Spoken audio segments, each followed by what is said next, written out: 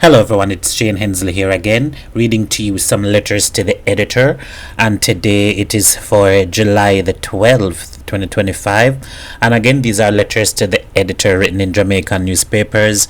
Today I guess it's because it's Saturday, there's none from the Jamaica Observer, so I'll be reading you 3 letters to the editor from the Jamaica Gleaner, and the first one I'll read to you was written by Patrick Gallimore, and the title of his letter to the editor is "Why is Jamaica not acceding to the CCJ?" The editor, Madam, the bottom line is that the government of Jamaica, in not cutting ties with the UK Privy Council and making the Caribbean Court of Justice, the CCJ, Jamaica's final appeal court, is sending a clear and unambiguous message. In effect, it is saying that our collective CARICOM nations as a region are not good enough to have as effective a final court of justice as the one established by our nation's former colonial masters. Additionally, the message being relayed and received by the people is that white British law lords are superior to Caribbean lawyers and judges. The CCJ has proved itself over nearly the past 2 decades to be one that is excellent in every way, shape and form, just like 2 other institutions of Caribbean unity and excellence, the University of the West Indies and West Indies cricket team. Many or most Jamaicans cannot afford to travel to Britain to access the UK Privy Council, let alone pay hefty legal fees to a lawyer or a team of lawyers to defend them. Notably, if Vibes Cartel didn't have the resources and the means to send his legal defense team to the UK Privy Council, he would have probably remained behind bars. Putting all other considerations aside, if most Jamaicans behind bars are unable to afford to access the UK Privy Council in the pursuit of justice, then do those Jamaicans really have a final court of justice where they can go and appeal? I think not. Justice denied has no equal insofar as civil rights are concerned, save and except for the right to life. Patrick Gallimore. Our second letter to the editor for Saturday, July 12th. This one is written by Leroy Fearon, and the title of his letter to the editor is Haiti Still on CARICOM's Agenda? The editor, Madam, Haiti is burning, and its people, once the champions of liberation and resistance in the Caribbean, are now facing the weight of unimaginable hardship. The question is if Haiti is still on CARICOM's agenda. It is a painful question because it suggests that we, as a region, may have grown indifferent. It implies that the spirit of regionalism may be waning and the silence from some Caribbean capitals has become unbearable. Haiti is no stranger to hardship, which it has weathered more than most. Yet, the current situation is unlike anything we have seen in the past.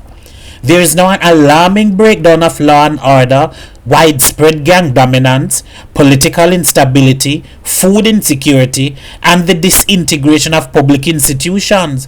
It is a humanitarian emergency. To its credit, several CARICOM member states have made efforts to support Haiti. Jamaica has deployed personnel and resources as part of a multinational security effort. These gestures must be recognized and applauded, but they are not enough. Where is the broader, unified CARICOM response? Beyond the occasional statement or diplomatic meeting, where is a sustained regional leadership and action plan for Haiti's recovery? A single nation cannot carry this burden alone. Haiti needs collective Caribbean engagement. It needs a regional strategy that is bold, people-centered, and rooted in justice. It is a test of our humanity. CARICOM must do more than speak. It must act. We need a coordinated regional task force that can address Haiti's urgent needs in healthcare, education, infrastructure, and governance. We must send in trained experts, not just military support. We must offer our best social workers, educators, engineers, and peace builders. We must create channels for Haitian civil society to participate in building a sustainable future. At the same time, CARICOM must take the lead in advocating on Haiti's behalf on the global stage. No more externally imposed solutions that do not reflect the voices of the Haitian people.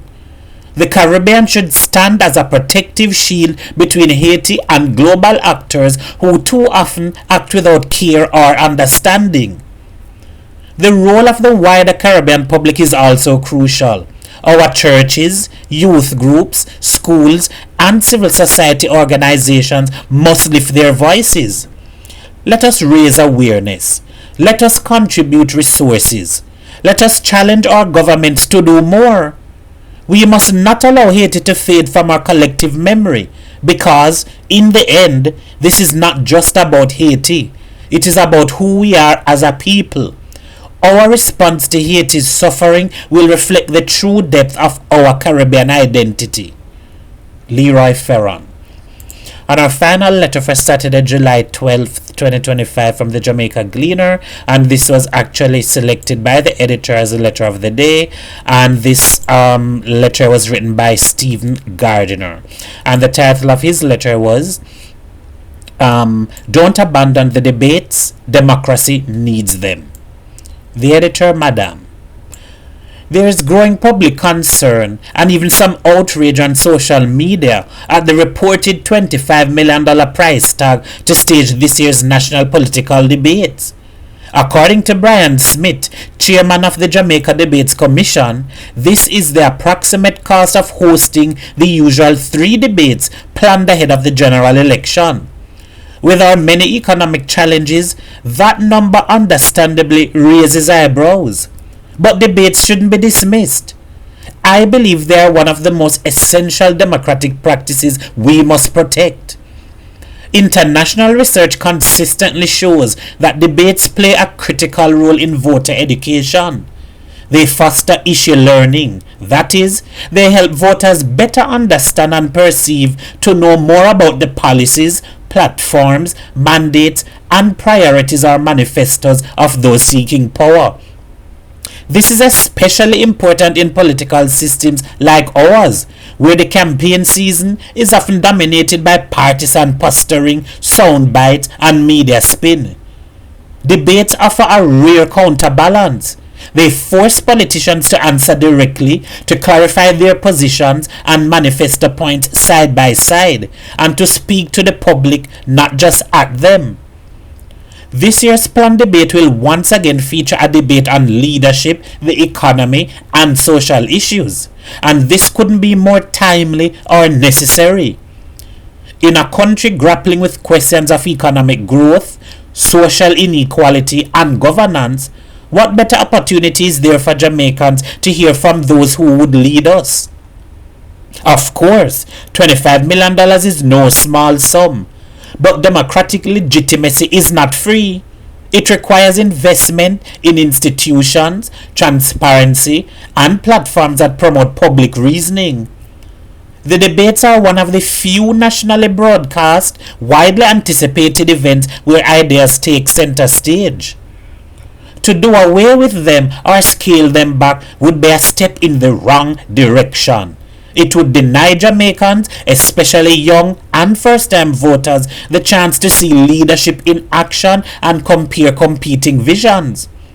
In a time when cynicism about politics runs high, we should be finding more ways to encourage issue-based engagement, not fewer. Private sponsors should support the Jamaica Debates Commission in ensuring that these debates proceed. Their contribution is not merely to a media event, but to a healthier democracy. Let us not confuse cost with waste. The national political debates are worth every dollar, not because they are perfect, but because they give us, the people, a clearer view of those who seek to serve. Stephen Gardiner. Alright, and those are the 3 letters to the editor for Saturday, July 12th.